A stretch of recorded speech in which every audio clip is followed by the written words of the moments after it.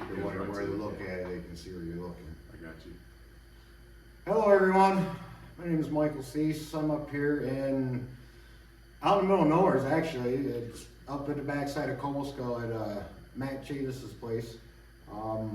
Finally was able to get around to coming up and doing an interview with him. We've tried a few different times, and Monday was about the only day we were gonna make it happen anytime soon. And he's a very busy man, so thank you for Absolutely. on a Monday. Thank you. I walked in this morning and he was about elbows deep getting started on a project, so I'm glad I caught him before he got into it. I guess first thing I want to know is, how long have you been racing? Oh, I started racing when I was 14. That was back in 1998, yeah. So Wow. almost 27 years. So this is nothing new to you. No, I grew up around racing. My father raced. I always wanted to do it, but just never had a chance to do it. Right. And then he took me when I begged him when I was 12 to take me racing, and he borrowed a cart and I hated it. I wanted nothing to do with it. I was done. Didn't even finish the first race. I was done. Wow. And then I saved some money and decided I wanted to do it again. He said no, because I left him the first time. So I bought my own car at 14 and been doing it ever since. Well, could have been more of a mental maturity level on it. Yeah. It could have been, just wasn't ready, or something. And we also, didn't have the greatest equipment that Right, is borrowed, and Yeah, and you definitely wasn't something you did around here. You were down No. in the heart of racing. Yes. You're from North Carolina, Correct. where anybody knows anything about any form of racing, that is, in my opinion, the heart of racing. Whether it be NASCAR or whatever you want, and you look across the country, that's where I'm going to say better than half the tracks are located is in the South. yeah, and racing up here is just totally different. The clay up here is so much different. Down there it's all that nice red, bright clay that gets hard as a rock, and up here we have, Dry slick. dry slick stuff, some pond clay, some riverbed clay, stuff like that. And Throws you some curveballs. It's When you've totally- been in the game as long as you have, it's like, you guys think you're good down there in all them tracks? Come up here.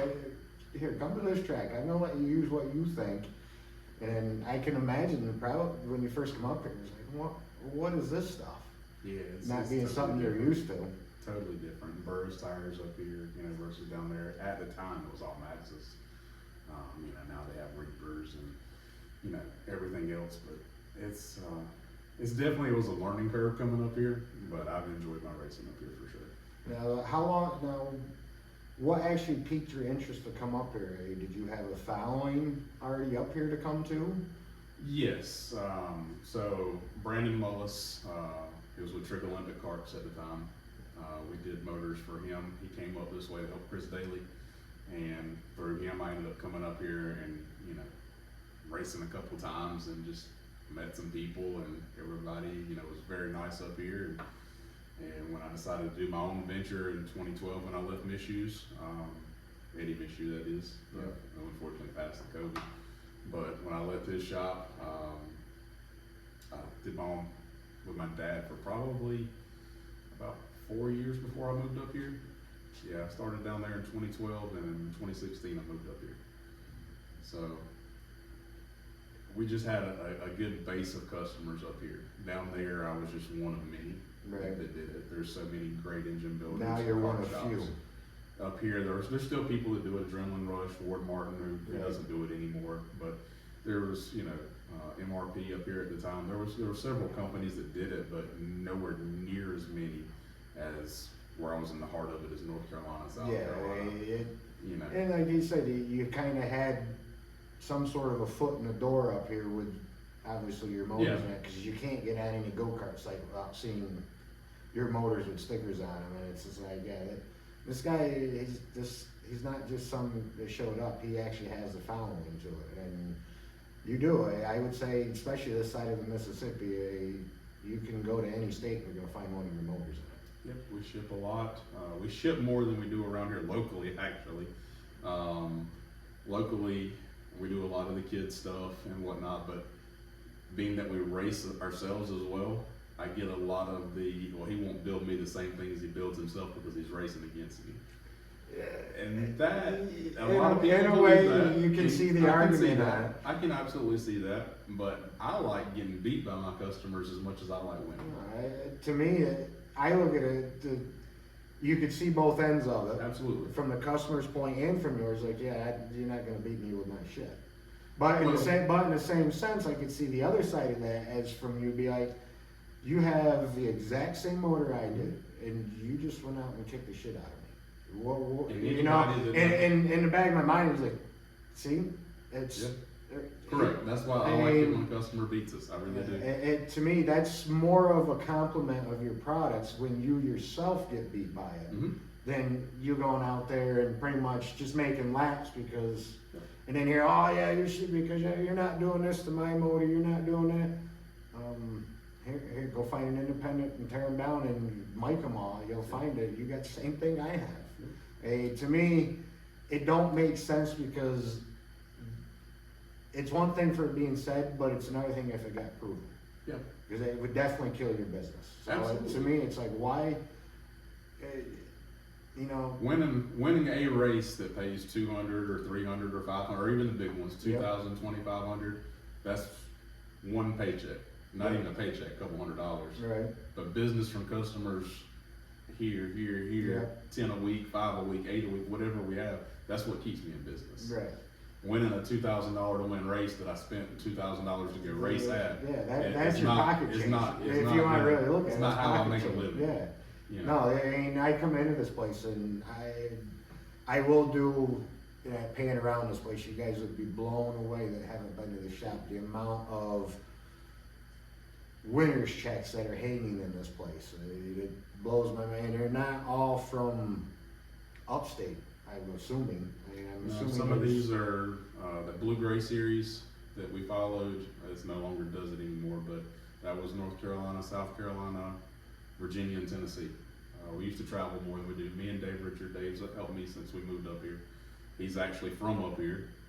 Moved down there, and I raced against him down there. And then when I moved back up here, he moved up within 6 months of when I moved up, and we've just been together ever since. And he's been a big part of all of these. I couldn't do it without. He's great at chassis No, setup and tires and. I walked in, I was like, wow, I cannot, it blows my mind, all the winner's checks that are hanging on the wall. The tires are the biggest thing in this sport. The tires are what wins races. Motors are fine. I tell this to everybody. Nobody believes me in this aspect, but tires are 70% of your equation. Your chassis They have to be. 10%. That's what meets the ground. Chassis you think- 10%. Drivers 10%. Motors 10%. You need it all to win. Yeah, But the only thing that you're going to change, unless your motor's blowing up, locking up, something's drastically wrong, and pick up half, 3/4 of a second, is a set of tires. and that could be changing to a different Duro set, Correct. to a different maybe set Compact. that's got a different wipe to it or something. And that was really what, I can't say it discouraged me, but that was part of the reason why I got away from the XPPs was because I didn't like the tire prep game. Yeah. Because to me, it's like, anybody can go out and get in a go-kart and click off decent laps when it's glued to the track. Mhm. And I can honestly say it because my very first heat race I ever ran, I won. Mhm. And it was like, and that was what blew my mind was the amount of grip that the ball tires had. Yeah.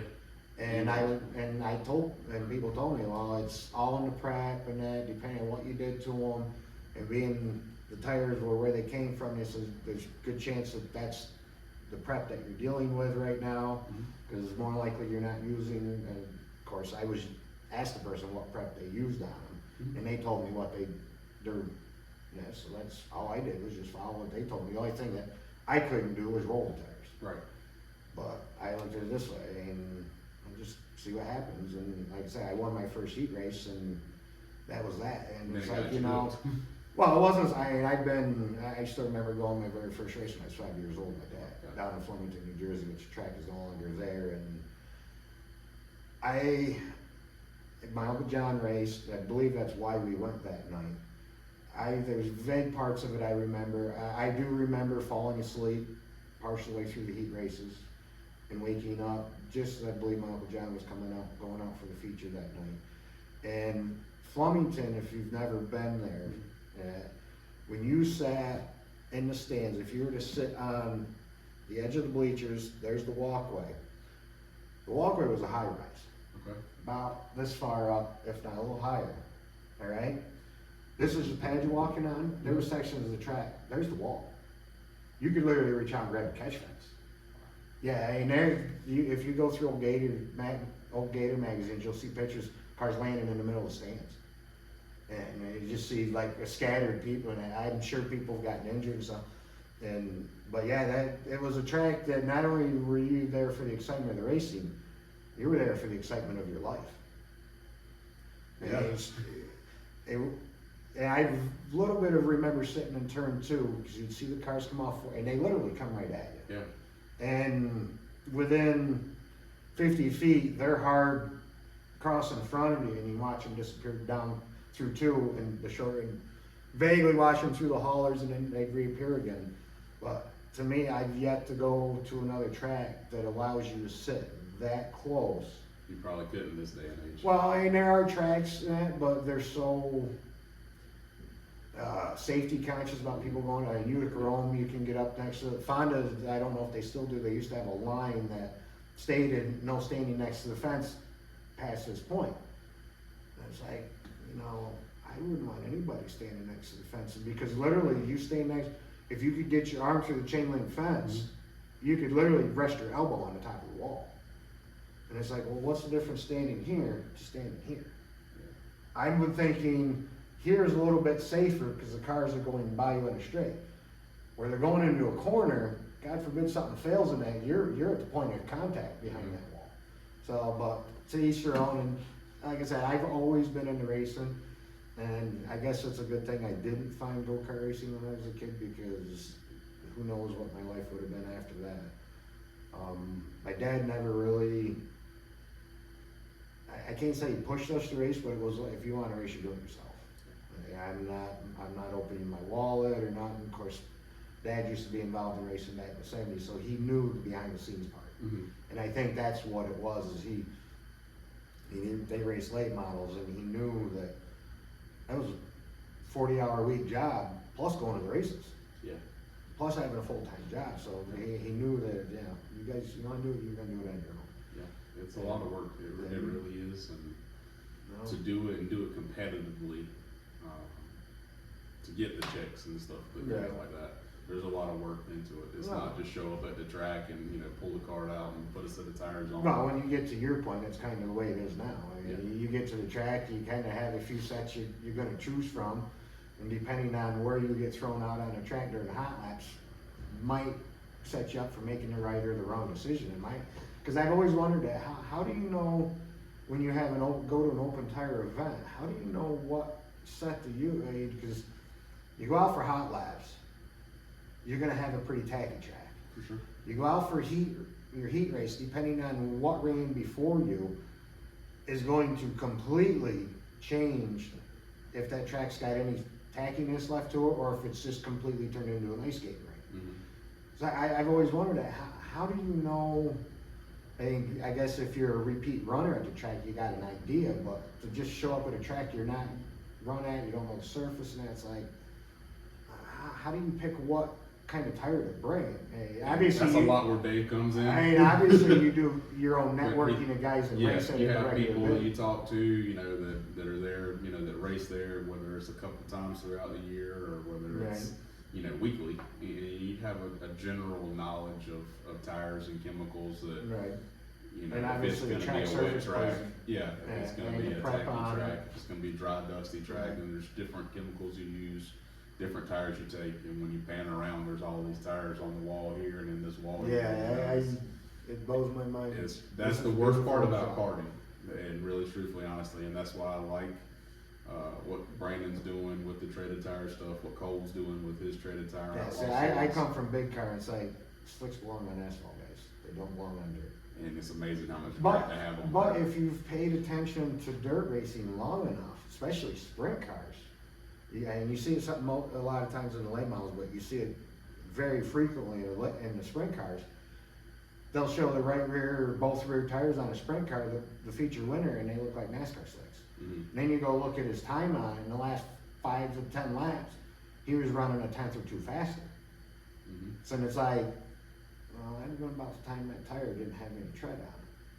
And I know back in the day, that's how the drivers, before they come out with the racing tires, that was how they knew the driver needed to come in for pits, because their time would pick up when the tread was gone off the tire. Yeah. I still remember learning that in the old NASCAR videos. And how did you know when the guy asked, how do you know when to change the tires on them? And they treaded tires, because they didn't have racing tires. Yeah. They're bias ply. And I'll never forget, I think it was it Kelly Arbor that said it? And I think it was Kelly Arbor, he said you'd pick up about 0.2 of a second on your lap speed. And you knew you had about 2, maybe 3 laps, depending on the track. Yeah. You had 2 to 3 laps to get that thing in for tires, or otherwise you were gonna meet the wall somewhere. And it just blows my head. So to me, like, back to what you said, tires are 70% and that's what meets the ground. Mm-hmm. And you could almost go say that's 80% of a setup. Yeah. It just makes my numbers easy with 10, well, 10, yeah, 10, yeah. and 7. I understand it. Tires are the vast majority. But like you said, that's just it. Tires are what meets the ground. Mm-hmm. And unless they match the driver, the setup, the power, you might not have the clean setup. Mm-hmm. I've seen it in the different races I've watched and been to, and that guys that I expect or think are going to be fast weren't. Mm-hmm. And other guys, it's like, I wonder what. And then you go talk with them, and it's like, okay, I understand now. You got some tire knowledge. That's where you figured out the surface better than these guys that should have and obviously didn't. Yeah, and you don't always hit it right. It's a lot of a guess. We win them and we lose them. It's an educated guess. Yep. And sometimes you just completely swing and miss. Yep. See, to me, that would beat me up more on a loss, especially if it was one of the ones where it was close and I just needed that little bit more, and it's like, it's probably the tires that chose. Mm-hmm. Instead of motor giving up or something stupid happened that literally is out of your control. To me, mentally, I could handle out of my control better than I can handle something that is my choice and all right, I'm gonna probably stew on that way longer than I will on something breaking. Yeah, and that's the good thing. Like I said, with Cole's good stuff, you can't prep them. There's only 2 compounds you can use. Brandon's down there. He has the stuff for the XPPs and whatnot. Up here we have the heavy tire predators or motor tire predators and stuff. So there's different treaded tire stuff that's coming up. I don't know if you've had an experience on them tires yet, them mower tires. Yeah, there's a check over there for Tom Barron put up 1,000 to win mower tire at Dodge City. And we won that. So it's I have a hard time describing it. The easiest assumption that I could make with it, and I've had a few people agree with me, the Ghost class is a lot like the IMCA class as far as tires go. Okay. You got a decent powered motor that should really perform. If you put decent go-kart tires on it, it will perform. But when you go to a tire like that, which is very close in my opinion to compound like an IMCA tire, which literally feels like plastic when you touch it, especially after it's got a race night or 2 on it, it's like, how do you get any grip with this thing? And I noticed that night that I decided to run the sportsman class down there that Cole's trying to get going. And I threw on it, and of course they set up nowhere near, and you go from running big mower tires to them, they're quite a bit different as far as a stag or anything like that. I had no idea on setup. It really didn't change how my car handled, besides the fact of how much quicker it was. Mm-hmm. It gave me way more security, which allowed me to overdrive the car. To me, and it was like, as fun as this is, it's still more fun in the back of your mind. It's not the tires getting me around this track.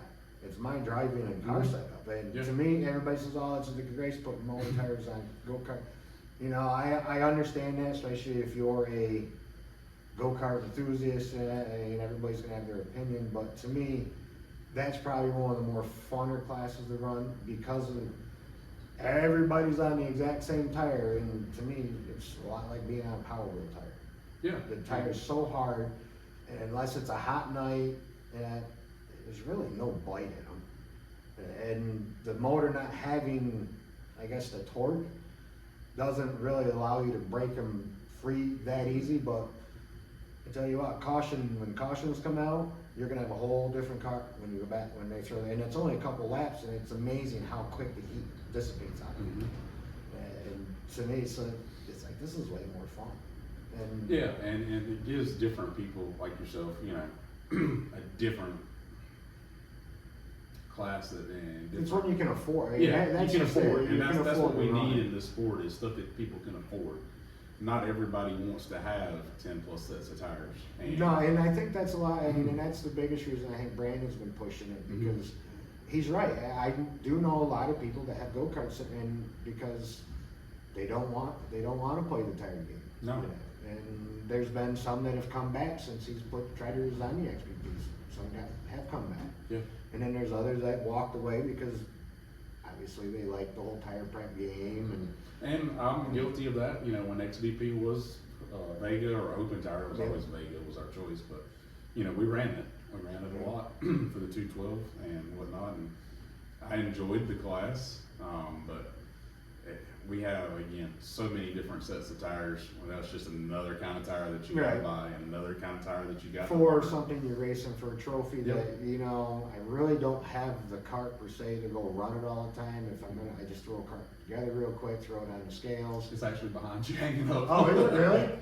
Is that the one you That's won the the- 212 one? No, the one the 212s around the corner is set up for a Coles class now. We ran it in the HT, the heavy tire Predator. The very That cart's there got some was- wins under that. That car's got, this is a 1999 Phantom Gauntlet, the one that they Wow, said it's a wouldn't run 99. it. I thought I They cut had it one up. of the older ones in the It's bunch. a 1999, and we've won a lot of races, and a lot of big races. with Mine's a that car. 93 Margate.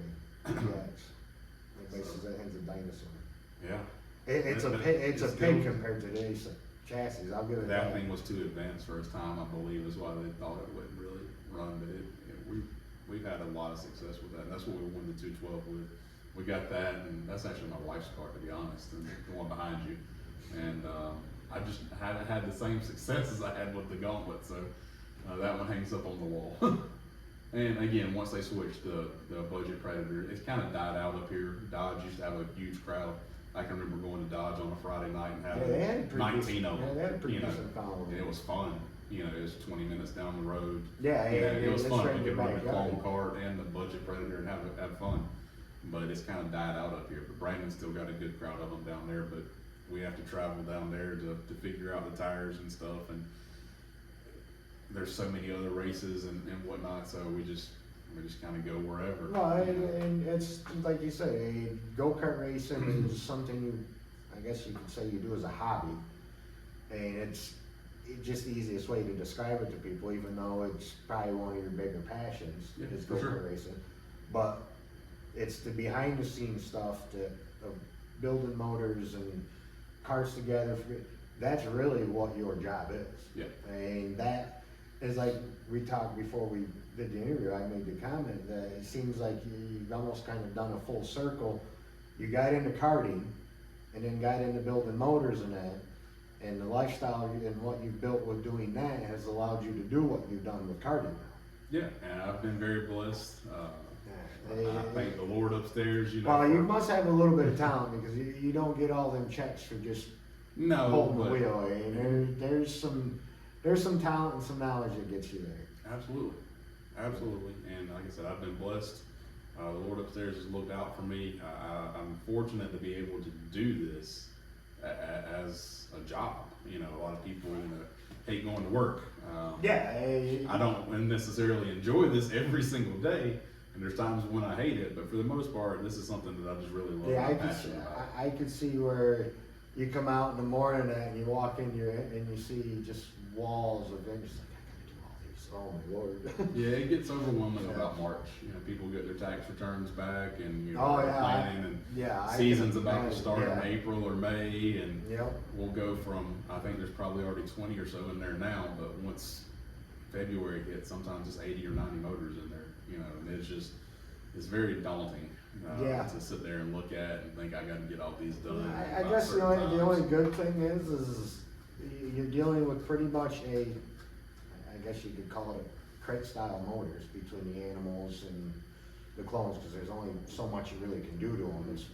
You might have a customer who wants this a little bit more, or that a little bit more, but to me, it would seem like the majority of them kind of the same process every motor. It's a lot of the same process, but there's so many different motors now, and that's the only problem. Years ago, it was just a flathead, and they had different versions of the flathead. Right. You had a flathead limited, controlled stock, super stock, but it was all based off of a flathead. Now we have clones, we have predators, we have ghosts. Ducar 212s have started to come on up here as well. We still build flatheads, still do animals. A lot of microd stuff, which is based off the animals, the open stuff for Cole's class and stuff. So there's so many different forms of motors that we work on, Hondas, everything else that we work on. It's not as simple as it used to be. Right. And I kind of like that in No, a way obviously because you're not sitting there doing a repetitive process over and over and over. You get to break it up. We'll do clones for a week, and then we'll switch up, in the off season when we can. During the season, you have to do what's needed at the time, but we'll do clones for a week, and then we'll do animals for a week, and then we'll do flatheads for a week. And it just gives you a break in the monotony kind of thing. Now, do you have any sort of like, I don't know what you call it, for the different series, are you any sort of like licensed engine builder or licensed engine So tech? we are AKRA licensed tech certified through AKRA and Don Gordner. But I tend to not do as much on the teching side. I don't really want to be kind of involved in that. I will if I have to. But being that I race as well, it's kind of. I mean, if it's a race that you're not, Yeah. you weren't even at, I could say, like, yeah, I'll tear them motors apart. For sure. No problem. But if it's the one that you were in, now that's conflict of interest. Right, yeah. So, yeah, I don't want to get definitely- tied up in that, and a lot of the promoters and stuff around here understand that. Hey, I've been asked a few times, get a it's chance smart. to do To something. me, it's a smart way of thinking, if I'm not involved in the race and you got motors that are in question, I have no problem. Right, But I'm not coming to the track and being attacked at it. yeah, To me, that, as far as you being a shop license, that's one thing, but I'm not a track tech. yeah, And and if- that's it, It was a couple weeks or there towards the end of the season, there was something, I can't remember what race it was, there was, I guess, a couple motors that were in question on, I don't know if it was tolerances on them or I believe it whatnot. was a CC check. And it's like, you have a local engine builder right in the area, you would think that you'd get a hold of him, Yeah. but I never really got thinking, well, was Matt even involved in that race? No, that wasn't ours. We weren't down there. I know the race you're speaking of, and that's the other thing about being in tech.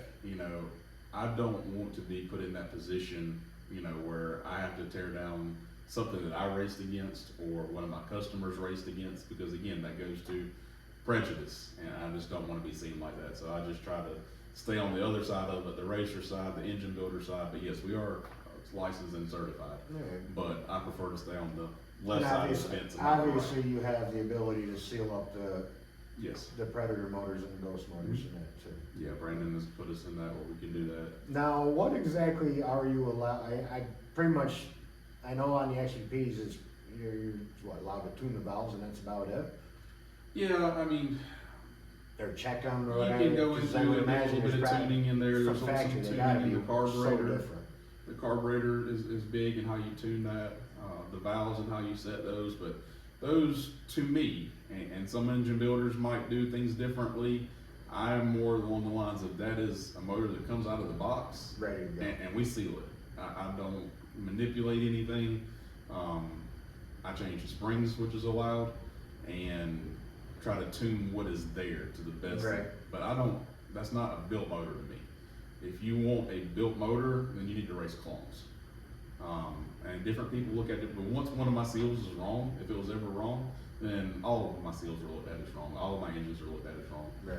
We've won all these races and we went through tech, Yep. Now I'm a human, can I make a mistake and miss it on something, Oh, on a little tolerance on something? Read Absolutely. it, you read the dial wrong. I've had a or couple whatever. customers, they got threw out on a spring because it was just a little too much over time, or